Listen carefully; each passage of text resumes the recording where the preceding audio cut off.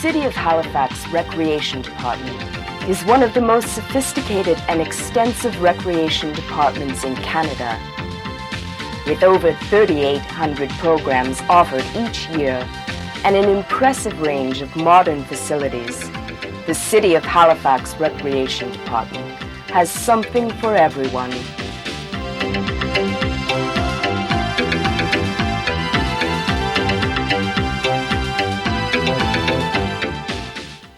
Director of Recreation since 1973, Howard Oman has been instrumental in the department's growth over the years.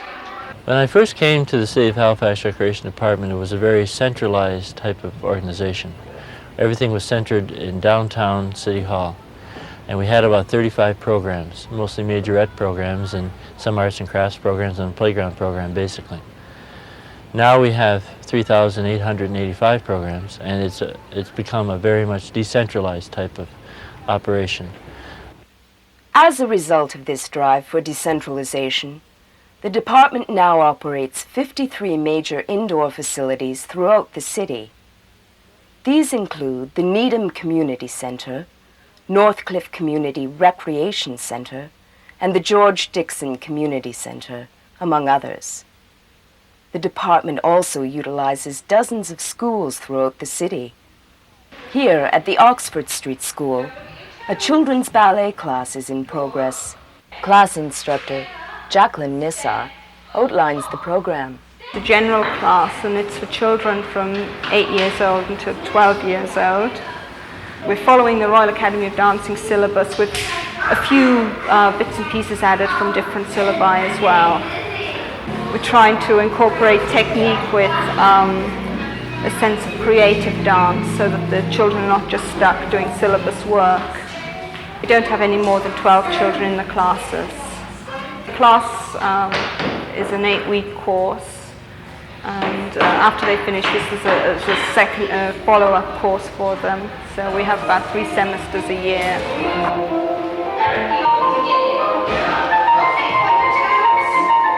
Downstairs at the same school, a unique children's cooking course is just starting. Weber Young, the course instructor, tells us a bit about the course. It's children under the age of 16 who come in, and we teach them menu planning. We teach them about how to cook different types of foods, and American foods and Spanish foods and French foods. It also teaches them how to operate in the everyday kitchen. It teaches them how to plan the meal so that it's a nutritious meal where they get a balanced diet of meat, vegetables, and a lot of dairy products and fruits. And during the cooking class, we try to prepare a meal that is well balanced and nutritious, and that is healthy for the kids, so they may come to know also what is a good meal. The children's cooking course is just one of the many skills-related programs offered. Another is this makeup and modeling course, a very popular program held at the Chocolate Lake Community Recreation Center. Instructor Michelle Wood explains the makeup of the course. The ages range from 10 to 13 for Makeup and Modeling 1, and for Makeup and Modeling 2, they range for teenagers 13 through 17. They learn lots of things in the course. They start off basically learning poise and grace. They learn how to walk as models walk. They learn how to skin care and how to apply makeup. They have lecturers coming in talking about hair care and photography, and that's basically everything that they learn. They should start learning about makeup when they become interested in makeup. We don't force anyone here to use any makeup or any products of that sort. What we do is let them use it when they want to use makeup, so at least when they start it, they know how to apply makeup. Stretch and Sew is another special skills course held at the Chocolate Lake Center. As class instructor Deborah Scott explains, the stretching part of the course has nothing to do with aerobics. All right, Stretch and Sew is just the art of learning how to sew with jogging fleece.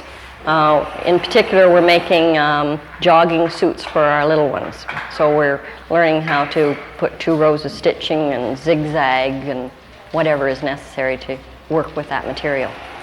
So it's a 2-hour course, and most of the work is done here. It's more like a workshop. Most of these mums have done a fair bit of sewing. A lot of them hadn't worked with the jogging fleece and stretch material. Jogging fleece, unlike other materials, has a stretch to it. And when you're sewing with it, you have to allow for some of that stretch to be taken in when you're doing the stitching, because the stitching is not going to allow for stretching. So you have to add some tension to the material as it's going through the machine so that you don't have it buckled. You can't stretch it too much or you end up having bubbles in it. So that's really how it works. I've been wanting to sew for a long time, and with 2 small children at home, I just don't have the time. So when they told me they provided babysitting and the opportunity to do so, I decided to take it. Toll painting, another craft course, is also taught at Chocolate Lake. Linda Perry, who teaches this particular course, explains just what toll painting is. It's originally came from Germany, and the word toll means folk painting, and it's a form of German or Bavarian folk art that they used, I guess, a long time ago in their country. Well, we learn a series of basic techniques using acrylic paints, and we learn different strokes and different ways of blending paints and getting different textures and effects with the paint.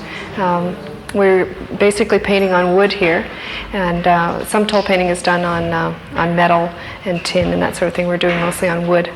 It's quite easy. The techniques are quite easy. Most people can learn to do it quite well. What recreation department schedule would be complete without a course in pottery? Here at the Northcliffe Community Recreation Center, it's a popular class. Instructor Ethel Power outlines the course. I think it's very popular. It's been going on for many years now, and the seniors get together and do their thing, and they all enjoy it, come back year after year. What we teach here is hand-built pottery. We don't have any wheels. It's all hand-built. And we start from the raw clay right up to the finished product. We have a kiln, and we do the firing downstairs. And whatever they do is done here in this building. With ceramics, you start with a mold, and it's a liquid clay poured into this mold, and you usually buy the mold and finish it up. With hand-built pottery, you start with a piece of clay, and you design whatever you want with it. Sometimes you roll it. Other times you just take your hands and work it from a ball of clay, or you can do it from a coil. One course few recreation departments can boast about offering is map and compass use. This interesting and informative course is held at the Outdoor Recreation Center in Fleming Park. Other outdoor programs offered through the center include canoeing, rock climbing, woodsmanship, and outdoor cooking. George Taylor, who manages the center, teaches the map and compass course. The Outdoor Center is located in Fleming Park, which the people in Halifax know as the Dingle, and that's on the northwest arm of Halifax. The outdoor program started in the city approximately 10 years ago at a part-time basis. That was a summer program here at the Outdoor Center. I've been here for the last 4 years on a full-time basis, and we've been in operation since then. The outdoor recreation field is growing. There's more and more people definitely turning to the woods, and whether hiking, whether it's fishing, and they're looking for skill development programs. We have a growing number of people in our programs. There's a growing demand, unquestionably, for outdoor recreation skill development type things and experiences for children in the city. And just for an example of how our programs are growing, just last summer we doubled our participation in programs at the Outdoor Center over the summer period. We offer programs throughout the cities, and we do have other parks in the city where things are going on. Hemlock Ravine Park is our newest wilderness park right here in the city. It's a beautiful location just out on the Bedford Highway, and it's an area where we do things like orienteering or hiking, interpretation programs, and it's just a beautiful wilderness area that I think everyone in the city should take part and enjoy. We have Point Pleasant Park, and that's located, of course, in the south end of the city. It's a large wilderness park that has main trails through it that people can follow pretty easily. There's a map right at the front gate. It shows people where to go, and you can get in there for hikes and walks. There's barbecue pits in there, and it's a family type park, city-wide type park where everybody can come down and enjoy the park. We have a lot of different types of small parks in the city, from playgrounds to ball fields, those city-wide parks where people come, the Citadel Hill, those type of things where activities, recreation activities are going on all the time, and outdoor type activities as well. I mean, people in there throwing a frisbee or just sitting, enjoying the nature, enjoying the birds and so on in our open areas. It's just an enjoyable. Those types of places are very enjoyable for the family to use. Apart from the crafts and skills activities, City of Halifax Recreation Department offers a wide range of sports and athletic programs. These programs are designed to meet the needs of all age groups. A water aerobics class at Needham Community Recreation Center, for example, caters to the exercise needs of senior citizens. Program leader Carol Ann Telfor outlines the activities. So it's a 45-minute class that covers everything. There's a warm-up, and then we have an endurance part, and then a strengthening, and then there's a cool down. Water exercise is exercise that they wouldn't get normally, like it's different from walking, and it's for their cardiovascular system and different things like that. The difference between water exercise and regular land aerobics is the fact that there's not as much pressure on your knees to bounce. It doesn't bother your legs as much. It's not as hard on your body. A lot of people seem to enjoy it more because you're in the water, and it's a lot more fun than just regular aerobics on land. It's easier to move in the water, like regular exercises, kicking straight forward and to the side and all that is a lot easier to do in the water. It's not as strenuous as it is.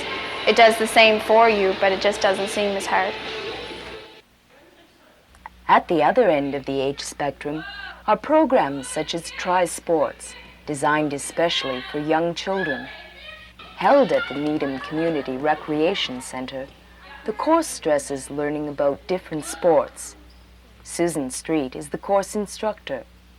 The name of the program is Tri-Sports, and it's basically about trying different sports. We do 3 different types of sports. We do badminton, basketball, and soccer. And as you can see, the kids are doing what they call soccer baseball, so we're trying to incorporate a couple different sports at once. Tri-Sports is exactly what it is. You try different sports, and we try and get everybody to do them, even if they're, a little bit shy or something. So get them interested in it, and it seems to work quite well. This age group is about anywhere from 6 to about 9 years old. This one is. We have 3 different categories of it for 3 different age groups. This one especially is for the younger children. It's a simpler program, but we try to get them to try the sports at their level. Our other age groups include grades 4 to 6, which would be probably grade 10 to 12, and grades 3 to 5, which would be probably age 8 to about 10. And they're quite good. They're really keen on it. They really seem to enjoy it. My name's Amy McManus, and I like coming to Tri-Sports because it's fun. Well, we play soccer, baseball, and today we're playing badminton and soccer. My name is Graham Little. I like playing soccer. That's my favorite sport. One sport that attracts all age groups is archery. This course, offered at the Needham Community Recreation Center, has always been popular. Instructor Richard Chapman outlines the program. I teach beginner archery for adult and a youth program here at the center.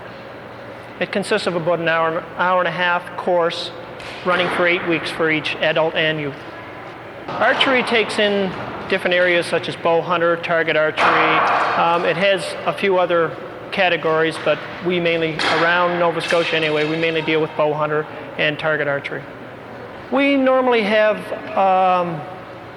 anywhere between 6 to 10 students in a class, and the average is probably 5 boys, 6 boys to 2 or 3 girls. Most people, as I say, just take it as a recreation course, and if we have 2 or 3 that pursue it, out of 10 people in a class, then that's a good average. That's a good percentage that continue on with it. Well, I was doing a little bit of archery on my own, and I wanted some formal instruction, and I saw a brochure at the school where I teach, advertising the course. So far, I really like it. This is only a 3rd class, but I've learned some things I was doing wrong, fixed them, tried to.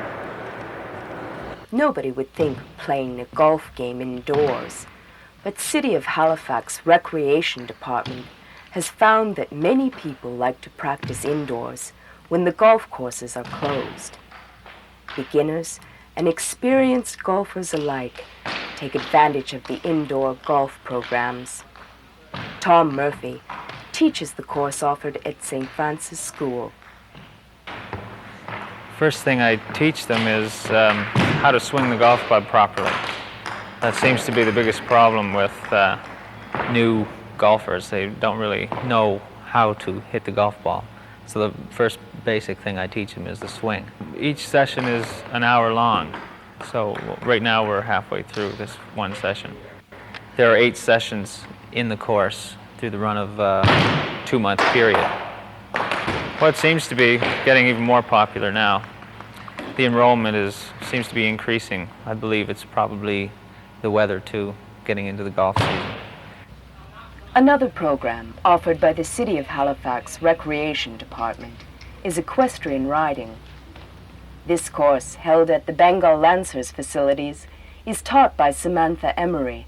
This is a beginner level course, and we teach them the basics of riding, along with grooming and looking after a horse, how to tack up, generally all the things you'd have to know to be able to take a horse out for a ride. The horses are owned by the Bengal Lancers, the equipment's owned by the Bengal Lancers, and we use those for the classes. Sometimes we have a group mainly of little kids, and it's hard to get them sometimes to concentrate on what they're doing, or if we've got a group of older kids, they move really quickly. So it's usually nice to have a good group of a mixed age, like we do with this group. It's great. The City of Halifax Recreation Department makes great efforts to meet the recreation needs of all Haligonians. When new trends emerge or an activity becomes popular, the department responds. For example, this midday aerobics class allows downtown office workers a chance to work out during work hours and break up their day. Because this particular program is held at the Metro Center, it is within easy walking distance of most downtown workers. Another activity that is becoming popular with men and increasingly with women is bodybuilding. The City of Halifax Recreation Department responded to this trend by offering a women's body shaping class at the George Dixon Center. Program instructor is Winnie Bowden. The purpose of the course is just so that ladies can get used to using weights, and benefit is just to tone up their bodies. The course is 8 weeks and it's a half-hour class. They're just basically set up on a basic weight program, starting with just sets of 10. Halfway through the program, they get weighed again, measured, and then they'll just increase their weight. Then we have a body shaping level 2, and if ladies are interested, then again they'll just come through the program and they'll just use more weights and more sets. In order to serve all segments of the community, the City of Halifax Recreation Department offers a broad range of programs for special populations. The Twilight Zone Youth Program, run at the Chocolate Lake Community Recreation Center, is one such special project. Program leader Dean Durford outlines the idea. Twilight Zone is a youth program set up last summer for mainly the areas who had a lot of youth hanging out around schoolyards and other places. And the people of the community weren't really complaining, but they wanted something for the youth to do. And we just made this program up for the areas like out around Spryfield, Springvale, in Chocolate Lake, Klein Heights area. Program runs every day from 6 to 8 p.m. It's designed for 12 or maybe even 11 to 19, but it's mostly the 15 and 17 years old that come down here. There's a $7 charge for the whole winter. It's usually a winter program, and we carry it over to the summer. I like the whole thing. Once in a while we go up to the gym, usually for an hour, and then we come down here after we get tired, playing some sports up there, and we come down here and play some games. It's a good program, really good program. It's worth the $7. Most City of Halifax recreation centers offer daycare programs, such as the Kitty Capers. Instructor Suzanne Archibald works at the St. Andrews Community Recreation Center. The Kitty Capers program is about a 2-hour period in which the children have a free recreational play. It starts off here at this program with free play and craft, where the children do that. And then we have a circle time where we do songs and stories and go over the theme of our week. After that, we have gym time where the children have free play and also a few games, organized games. And then we have snack and quiet time, which is books and puzzles. We have up to 18 down to 5 in the morning. We have approximately 30 different children every week. The children really enjoy themselves. We have a good feedback from the parents, and the children are very interested in coming every morning, so I think it's successful. Another valuable special program developed by the department is called Going Places. With this program, mentally handicapped persons are integrated into the community through various trips and recreational activities. At a recent bowling outing, we talked about the program with facilitator Randy Carter. Well, we have 4 developmental handicapped people who we attempt to integrate into the community, to go into the community to various activities, bowling for one. Next week we're going to the fire department in Dartmouth to view their facilities. Last week we were to a musical out at junior high school in Clayton Park. We'll have a barbecue at the end of the year and various activities like that. The people that we have that come to it really enjoy it, and they're faithful. They're wherever you tell them to meet you, they meet you there. Like, we don't pick them up, they meet us at the bowling alley or wherever, and at the ferry terminal. And they seem to really enjoy it, and I certainly enjoy going with them. I believe Mike Vining, who's now with Building Bridges Mental Health Halifax, had the original idea. Then Sharon Martin with City Rec, I guess, added on and developed it further. It's constantly being developed as the years go on. Development, sponsorship, and the implementation of special events is another responsibility of the department. Each year, the number of events seems to grow. The City of Halifax Recreation Department last year counted up that it did at least 24 special events. And many of these are closely corroborated with the Mayor's office and with Halifax City Council. And these events include such things as the Corporate Challenge, the Professional Challenge, of which great numbers of people attend. Things like Natal Day, Youth Festival, the Fitness Challenge, where we challenged Richmond, BC this year and won, getting people out to be active and participating. Also, there's the Senior Citizen Leisure Festival that's coming up. And in the past, we did things like the Senior Games and the Senior Participation, which are all different things for different ages.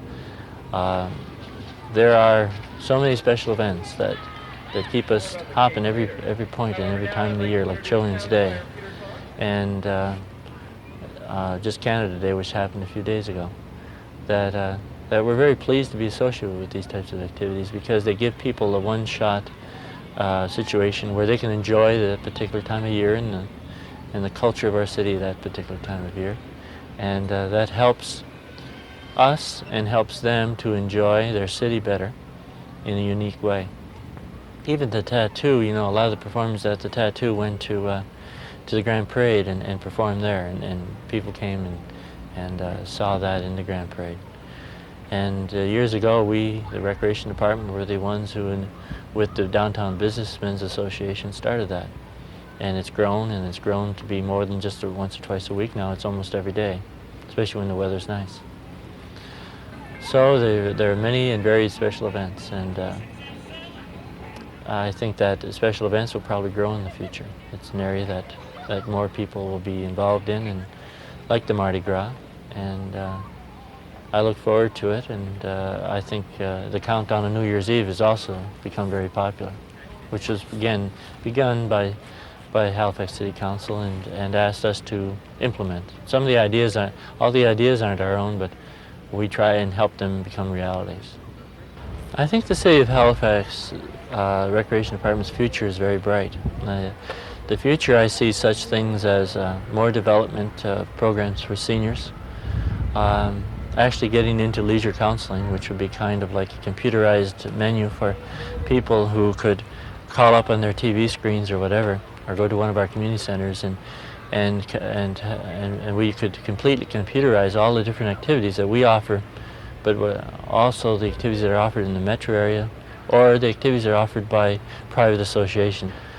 So there would be kind of like a complete menu there for people of all the different things that are available to them, when they can participate in them, and how much the cost would be.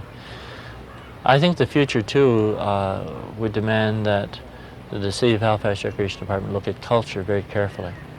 Culture is an area that has traditionally been a federal and provincial responsibility, but I see a responsibility there for the municipality as well. As to what that responsibility will be for the future is yet to be determined, and probably will develop with time.